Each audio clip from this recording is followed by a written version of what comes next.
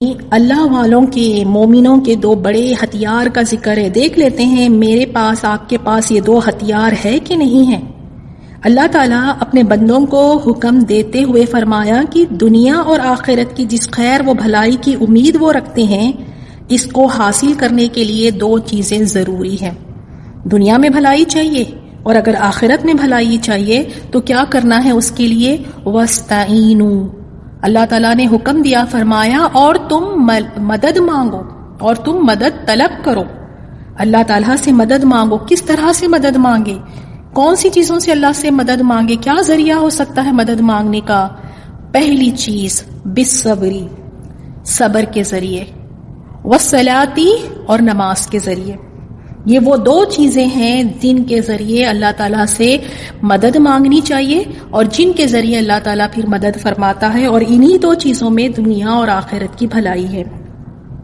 اور یہاں پر صبر سے مراد، یہاں پہ بعض مفسرین نے یہ بھی کہا ہے کہ اس کا معنی روزے کا ہے، اور یہی وجہ ہے کہ رمضان کو ماہ صبر یعنی صبر کا مہینہ بھی کہا جاتا ہے۔ اور یہاں پر ایک اور معنی بھی ہے صبر سے، یہاں پہ یعنی گناہوں سے رک جانا، گناہوں سے باز آ جانا۔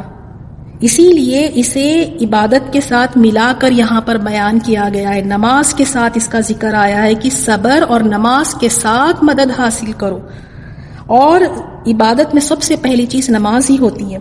تو صبر کے ذریعے سے کیا ہوتا ہے؟ انسان کے کردار کی پختگی اور پھر دین میں استقامت حاصل ہوتی ہے۔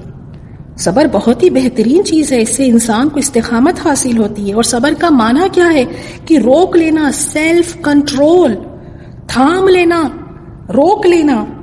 اور ابن ابو حاتم نے فرمایا، عمر ابن خطاب رضی اللہ تعالیٰ عنہ سے روایت کیا ہے کہ عمر رضی اللہ تعالیٰ عنہ نے صبر کی دو قسمیں بتائی ہیں۔ انہوں نے فرمایا کہ ایک صبر کون سا ہے؟ ایک مصیبت کے وقت صبر کیا جائے، اور فرمایا کہ یہ بہت اچھا ہے، مصیبت پر صبر کرنا یہ بہت اچھا ہے۔ اور اس سے بھی اچھا صبر یہ ہے کہ ان کاموں کو نہ کریں جنہیں اللہ تعالیٰ نے حرام کیا ہے، یعنی گناہ اور حرام کے کاموں سے بچنے پر صبر۔